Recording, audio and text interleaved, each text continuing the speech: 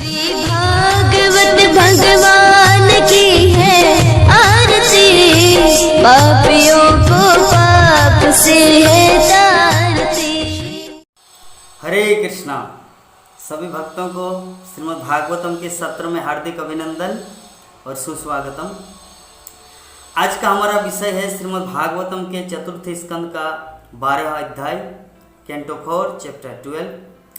विषय है ध्रुव महाराज का भगवान के पास लौट जाना।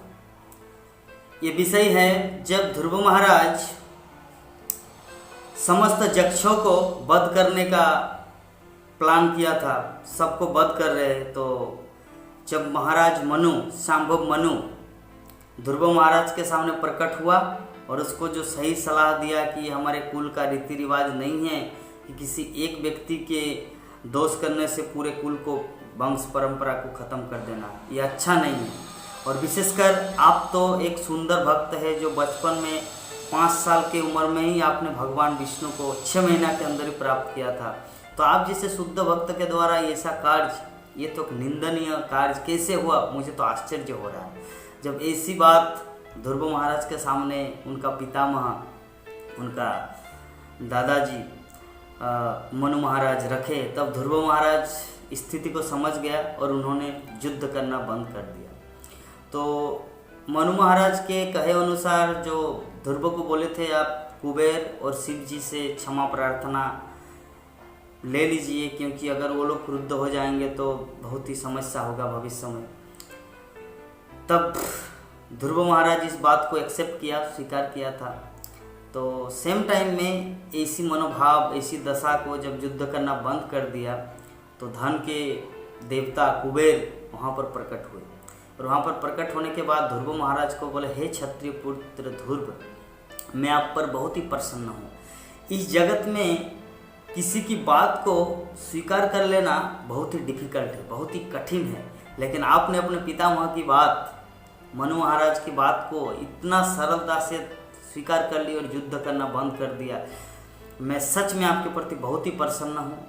और सच्चाई ये है कि नहीं तुम्हारे भाई को मेरे यक्ष अनुचर ने मारे हैं, नहीं मेरे यक्षों को आपने मारा है। ये सब तो प्रकृति के अनुसार, प्रकृति के नियम अनुसार चलता है। न किसी को मारता है, न किसी के द्वारा कोई मरता है। तो खैर, ये मेरा तो इच्छा ही है कि सबसे बेहतर यही है कि आप सुंदर ढंग से भगवान विष्णु कमल नाम उसकी भक्ति पुनः करें, क्योंकि बचपन से ही आप सुंदर ढंग से भक्ति किए थे और भगवान को प्राप्त किया था, जो ऋषि मुनि लोग भी नहीं कर पाए थे। और इसलिए आप पुनः उस भगवान विष्णु की आराधना में लग जाइए और इस भौतिक धरातल से आध्यात्मिक धरातल, मतलब वैकुंठ प्रदान करने में समक्ष हैं। सो इसीलिए हे ध्रुव महाराज, जो अति बुद्धिमान, जो बुद्धिमान व्यक्ति होता है वो भगवान की भक्ति करना शुरू कर देते हैं। तो आपका जो कैरेक्टर, आपका जो व्यवहार, आपका जो आदर्श, मैं आपके प्रति बहुत ही अति प्रसन्न हूँ। तो इसीलिए हे ध्रुव, मैं आपको कुछ वर देना चाहता हूँ, कृपा करके आप मुझसे मन चाहा वर मांग सकते हैं। तो जब कुबेर ध्रुव महाराज को प्रपोजल दिए कि आप मुझसे कुछ वर प्रार्थना कीजिए, तब ध्रुव महाराज थोड़ा विचार किए और विचार करने के बाद उन्होंने अपना बीता हुआ कल को याद किए कि जब भगवान विष्णु मेरे सामने प्रकट हुआ था 6 महीना के अंदर, तो मैंने उनसे कांच का टुकड़ा मांगे थे, जो अनमोल रतन हीरा को मैं त्याग दिया। मतलब भगवान आए थे मेरे सामने, लेकिन मैं भगवान से क्या मांगा? ये भौतिक साम्राज्य, 36,000 वर्ष तक राज्य। अगर उस समय अगर मैं बोलता कि भगवान मुझे आपका शुद्ध भक्ति चाहिए, मैं आपका धाम जाना चाहता, तो ऐसा कुछ प्रॉब्लम नहीं होता। लेकिन वही भूल मैं पुनः नहीं करूँगा, क्योंकि ये मुझे कुबेर धन का देव, कुबेर मुझे कुछ वरदान देना चाह रहे। तब ध्रुव महाराज बहुत ही बुद्धिमान सुंदर ढंग से कहते, हे देव, हे धन के देव कुबेर, आप मुझे यही वरदान दीजिए कि भगवान की भक्ति मेरे जीवन में अखंड रूप से बनी रहे, किसी भी स्थिति में मैं भगवान को भूल न जाऊं, सभी परिस्थितियों में भगवान की भक्ति मेरा जीवन का सर्वस्व हो। और मेरे अंतर्मन में सब समय उन्हीं की गुण, उनकी महिमा का श्रवण कीर्तन करता रहूं। तब कुबेर उनके प्रति बहुत ही प्रसन्न हुए और कुबेर ने उसको तथास्तु बोलकर वहाँ से अंतर्ध्यान हो गया, चला गया। तो यहाँ पर हम लोग देख सकते हैं, पॉइंट आउट किया जा सकता है कि लोग ऐसे में जब भगवान कृष्ण की भक्ति करना शुरू करते हैं तो देवी देवताओं की भक्ति करना छोड़ देते हैं। एक्चुअली भक्ति सिर्फ भगवान के लिए होता है, देवी देवता को पूजा जा सकता है कुछ उद्देश्य के लिए। जैसे ध्रुव महाराज पूजा नहीं किया था कुबेर का, लेकिन कुबेर प्रसन्न होकर उनके पास आए और उनके पास आकर उनको वरदान दिया। क्यों? क्योंकि भगवान विष्णु का भक्त है। तो जब भगवान कृष्ण का भक्त होगा तो सारे देवी देवता उन पर प्रसन्न होता है।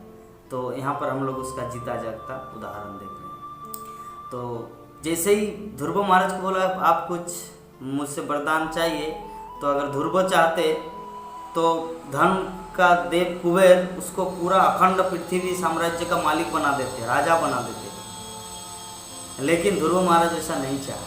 क्यों? क्योंकि ये सब तो टेम्पोररी है, मेटेरियल है, क्षणिक है, किसी भी टाइम चला जाएगा हाथ से। लेकिन आत्मा के साथ जो चीज़ है वो है भक्ति, कृष्ण भक्ति। जो ध्रुव महाराज अत्यंत बुद्धिमान था, जिसके कारण कुबेर से वो भगवान की शुद्ध भक्ति मान ली। तो महाराज ध्रुव अपनी राजधानी में लौटे इस प्रकार, और कुबेर भी अपने लोक में चले गए। और राजधानी में लौटने के बाद वो विभिन्न तरह का यज्ञ संपादन किया। यज्ञ संपादन किस लिए किया? भगवान की महिमा का कीर्तन और जगत के कल्याण के लिए। और उन्होंने अपने लड़के, अपने पुत्र को वो राज्य सौंपा। 36,000 वर्ष तक राज्य किया ध्रुव महाराज। उसके बाद उन्होंने सब कुछ अपने पुत्र के नाम पर, और पुत्र को राज सिंहासन में आसीन किया। और घर परिवार, परिजन, रिलेटिव सबको त्याग करके वो हिमालय की ओर बद्री का आश्रम में पहुँचे। बद्री का आश्रम में जाने के बाद वहाँ पर ध्रुव महाराज सुंदर ढंग से समाधि लगाकर भगवान का भजन, साधन, कीर्तन, भक्ति, भगवान का नाम, गुणगान, कीर्तन ऐसे करने लगा। तो ऐसे करते करते कुछ ही दिनों के बाद आकाश से, वैकुंठ लोक से एक विमान वहाँ पर आया। एक्चुअली जब भक्ति कर रहे थे वहाँ पर ध्रुव महाराज बद्रिकाश्रम में, तो उनके आँखों से अश्रु नयन बह रहे थे भगवान के विरह में। तो ऐसी दशा को देखकर भगवान के दो पार्षद सुनंदा और नंद वहाँ पर वैकुंठ से विमान लेकर वहाँ पर पदार्पण किए।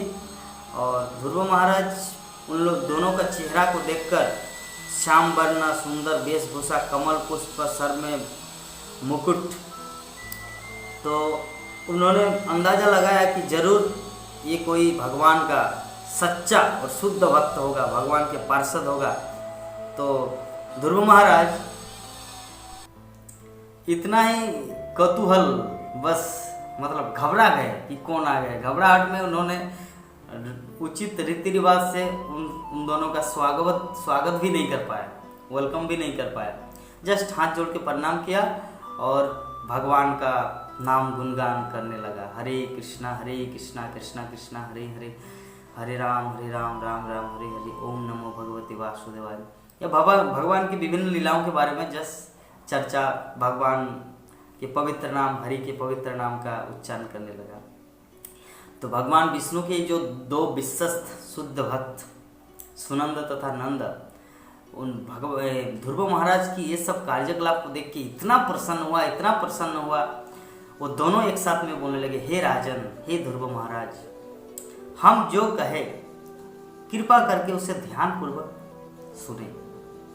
हे महाराज, जब आपका उम्र 5 वर्ष का था तब आपने अपने कठिन तपस्या के माध्यम से ओनली 6 महीना के अंदर भगवान विष्णु को प्राप्त किए थे। जबकि भगवान विष्णु को प्राप्त करना, भगवान के धाम को प्राप्त करना, बड़े बड़े मुनि ऋषि लाखों वर्ष, करोड़ों वर्ष गुफा के अंदर बिता देते, लेकिन फिर भी भगवान को प्राप्त नहीं कर पाते। लेकिन आपने अपने गुरुदेव नारद मुनि के निर्देश अनुसार जो सुंदर ढंग से जितना सुंदर भक्ति किया, जो भगवान विष्णु आपके समक्ष प्रकट हुआ और आपको वरदान दिया था। तो हे भक्त, हे ध्रुव, भगवान विष्णु का वही धाम परम वैकुंठ धाम आपके लिए वेटिंग कर रहा है कि आप इतना सुंदर भक्ति कर रहे हैं, और भक्ति का प्रसन्न करने का जो फल भगवान अपने धाम को आपको बुला रहे हैं अपने धाम में। तो कृपा करके आप वहाँ पर जाने के लिए तैयार प्रिपरेशन हो जाइए। जबकि भगवान विष्णु के धाम को प्राप्त करना बहुत कठिन है, किंतु आपने अपनी तपस्या के बल पर भगवान को प्रसन्न कर लिया, तो भगवान आपके लिए अपने धाम को बुलाने का निमंत्रण भेजे हैं। तो आप कृपा करके प्रिपरेशन लीजिए और इस विमान में बैठिए, क्योंकि इसके पूर्व आपके कोई भी पूर्वज भगवान के धाम को प्राप्त नहीं कर पाया, लेकिन आप एक इतना सुंदर भक्त है जो भगवान आपको अपने धाम में बुलाना चाह रहे हैं। तो ध्रुव महाराज इस प्रकार उन दोनों सुनंदा और नंद की बात को सुनकर बहुत ही प्रसन्न चित्त हुआ। तो ध्रुव महाराज वहाँ पर स्नान किया। स्नान करने के बाद अपना आचमन जो कुछ अपने आप को प्योरीफाइड किए। यद्यपि भक्त जो है सब समय शुद्ध है, तो लेकिन जब भगवत धाम जा रहे, विमान में बैठना चाह रहे, तो इसका मतलब थोड़ा अपना ये शरीर को शुद्ध करें। तो क्या क्या ध्रुव महाराज नया वस्त्र परिधान किया। परिधान करने के बाद बस चढ़ने ही वाले थे विमान में, सीढ़ी में, वहाँ पर साक्षात मूर्तिमान स्वरूप मृत्यु, क्योंकि कोई भी व्यक्ति इस सशरीर में भगवान के धाम को नहीं जा सकता, उनको इस शरीर को छोड़ना पड़ेगा, मृत्यु वर्ण करना पड़ेगा, उसके बाद ही कोई भगवत धाम जा सकता है। लेकिन ध्रुव महाराज इस तरह का पावरफुल भक्त था कि जस्ट भगवान धाम जस्ट विमान में चढ़ने ही वाले हैं और मृत्यु हाथ जोड़कर खड़े हुआ कि प्रभु मुझे कृपा कीजिए। तब ध्रुव महाराज अपना सर, अपना पांव, अपना चरण मृत्यु के माथे पर, मृत्यु के सर पर रखकर वो विमान में चढ़ा। जैसे सीढ़ी के द्वारा कोई विमान में चढ़ता है ना, एरोप्लेन में, तो उन्होंने मृत्यु के माथे पर अपना स्टेप बनाया, सीढ़ी, और विमान में चढ़ा। यह है भक्तों का क्वालिटी। तो ये सब जब आकाश से 33 करोड़ देवी देवता, ऋषि मुनि, जनलोक, ब्रह्मलोक सब इतना प्रसन्न हुआ ध्रुव महाराज का कार्यकलाप से कि सभी आकाश से पुष्प वर्षा करने लगे। और आकाश से जब पुष्प वर्षा हो रहा था तो ध्रुव महाराज की जय हो, साधु साधु, इस प्रकार उन्होंने प्रवेश किया यान के अंदर, मतलब एरोप्लेन के अंदर।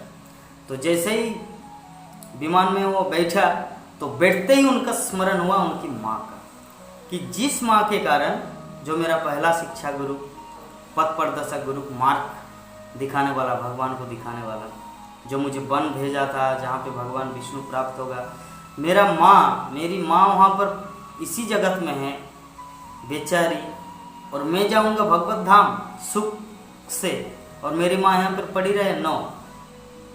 तो जस्ट ध्रुव महाराज बोले कि रुको, विमान रुको, पहले मेरी माँ यहाँ से जाएंगे, उसके बाद मैं जाऊँगा भगवत धाम। तब सुनंद और नंद हंसकर मुस्कुराकर बोले कि हे प्रभु, हे ध्रुव महाराज,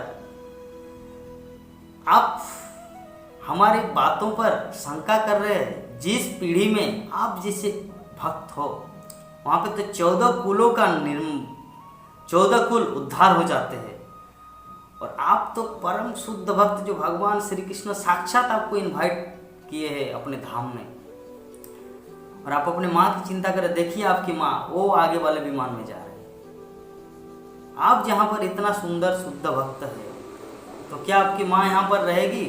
नहीं, भगवान उसका अरेंजमेंट पहले ही कर दिए। देखिए दूसरे विमान में वो आपकी माँ पहले जा रही है। तो जैसे ही ध्रुव महाराज विंडो, मतलब एरोप्लेन का जो विंडो होता है, खिड़की से बाहर निकाला अपना सर और देखा कि उनकी माँ आगे वाले फ्लाइट में, एरोप्लेन में जा रहे हैं। तो ये सब देखकर ध्रुव महाराज बहुत ही प्रसन्न हुआ, उनकी माँ आगे जा रही। तो इस प्रकार मैत्रेय ऋषि विदुर को श्रीमद् भागवत का ये जो कथा श्रवण करा रहे हैं, तो मैत्रेय ऋषि विदुर को बोल रहे कि हे विदुर, जो भी इस पावन कथा, ये ध्रुव महाराज की कथा को, उनकी महिमा को सुनता है, और विशेषकर सेम टाइम में जब ध्रुव महाराज वैकुंठ लोक की ओर चले गए, तो नारद मुनि अपनी बीना बजाते हुए प्रचेताओं के पास आए और ध्रुव महाराज की गुण गाथाओं को वर्णन करेंगे कि मेरा ऐसा शिष्य है जो 6 महीना में भगवान को प्राप्त किया, भगवान को जीत लिया, ऐसा मेरा भक्त। मतलब ये है गुरुदेव का क्वालिटी। जब कोई शिष्य प्राउड फील करता है, जब कोई शिष्य अपने गुरुदेव के मनोभाव को जानकर सुंदर शुद्ध भक्ति करता है तो वो गुरुदेव बहुत प्रसन्न होता है। जैसे भक्ति सिद्धांत सरस्वती ठाकुर बहुत ही प्रसन्न हुआ था श्रील प्रभुपाद का लेटर से, जब व्यास पूजा के समय जब प्रभुपाद अपने मनोभाव, अपने गुरुदेव के मनोभाव, भक्ति सिद्धांत सरस्वती ठाकुर के मनोभाव को लिखे थे, तब बोले कि मेरा मनोभाव को, माय मेंटेलिटी, मेरे मनोभाव को कैसे समझा अभय चरण। तब उन्होंने जवाब दिया, एडिटर को बोले कि जब भी अभय चरण कुछ लिखे तुरंत छापना बिना एडिटिंग करके, क्योंकि उन्होंने मेरे भाव को समझा। रूप गोस्वामी का भाव, चैतन्य महाप्रभु का भाव रूप गोस्वामी समझ गए। तो इस प्रकार हम लोग देखते हैं कि जो गुरुदेव को प्रसन्न करता है वही भगवान को सुंदर ढंग से पाते हैं। इस विश्व इतिहास साक्षी है। गुरुदेव को प्रसन्न किए बिना कोई भी भगवत धाम नहीं जा सकता। तो नारद मुनि साधारणतः शिष्य गुरुदेव की महिमा और उनकी गुण महिमा को सारे जगत में फैलाते हैं, लेकिन यहाँ पर नारद मुनि साक्षात ध्रुव महाराज की महिमा को फैलाने के लिए प्रचेताओं के पास आए और बोले कि मेरा शिष्य ऐसा है, ऐसा है, ध्रुव महाराज ऐसा है, ऐसे भगवान को प्राप्त कर लिया। उनकी माँ पहले से ही ऑलरेडी एक दूसरे फ्लाइट में बैठे हुए, ये है मेरे ध्रुव महाराज, ये है हमारे प्रिय शिष्य ध्रुव महाराज। तो इस तात्पर्य में जो ध्रुव महाराज बोले कि मेरी माँ अभी भी यहाँ पर है और मैं कैसे जाऊँ भगवत धाम। तो इस तात्पर्य में श्रील प्रभुपाद भागवतम की तात्पर्य में लिख रहे हैं कि उसी तरह मैं भी, पता नहीं ये जो हरे कृष्णा आंदोलन इस्कॉन सारे जगत में मैं फैला रहा हूँ, पता नहीं कितने सारे लोगों को दुख दिया, कितने सारे लोगों को मेरे द्वारा व्यथा होती है, अपराध भी होता है, जिसके कारण हो सकता है मेरे द्वारा भगवान के धाम, भगवत धाम को प्राप्त करना असंभव है। लेकिन अगर कोई मेरा कोई इस तरह शिष्य हो जो अपनी शुद्ध भक्ति के बल पर, जैसे ध्रुव महाराज अपनी माँ को वैकुंठ पहुँचा दिए, उसी प्रकार मेरा भी कोई ऐसा शिष्य पर शिष्य इस्कॉन का कोई ऐसा भक्त, तो शुद्ध भक्त भगवान का शुद्ध भक्त बनकर मुझे भी भगवत धाम ले चले। यद्यपि प्रभुपाद की ये विनम्रता है, प्रभुपाद तो भगवान के नित्य पार्षद है, लेकिन वो अपनी महानता अपने शिष्यों को छोड़ दिया। तो मेरा भी शिष्य इस तरह हो ध्रुव महाराज की तरह, ताकि मुझको सुनीति की तरह अपने धाम, भगवत धाम में पहुंचा सके। खैर, तो ध्रुव महाराज की एक कथा को मैत्रेय ऋषि विदुर को बोले कि हे विदुर, जो भी इस कथा को, ये ध्रुव महाराज की इस कथा को सुंदर ढंग से श्रवण करता है, अत्यधिक आसक्ति लगाकर, ध्रुव महाराज का जैसा ही क्वालिटी, ध्रुव महाराज का जैसा ही गुणावली उनके हृदय में होगा, और वो उसी तरह ध्रुव महाराज की तरह महिमा सारे जगत में उसका ख्याति होगा, अगर वो ध्रुव महाराज की इस पथ अनुसरण करे तो इस प्रकार आज का हमारा जो विषय था श्रीमद् भागवतम के चतुर्थ स्कंद का 12 अध्याय, ध्रुव महाराज का भगवत धाम की ओर वापसी। कल तक के लिए, कल हम दूसरा टॉपिक लेके आएंगे। कल तक के लिए हम आप सबसे विदा चाहते हैं। आप सबको बहुत बहुत धन्यवाद जो इतने सुंदर ढंग से श्रीमद् भागवत की कथा को तल्लीनता से निमग्न होकर भगवान की इस कथा को श्रवण कर रहे हैं। आप सबको बहुत बहुत धन्यवाद। हरे कृष्णा। इस वीडियो को लाइक करें, हमारे चैनल को सब्सक्राइब कर बेल आइकन जरूर प्रेस करें हमारी न्यू वीडियो सबसे पहले।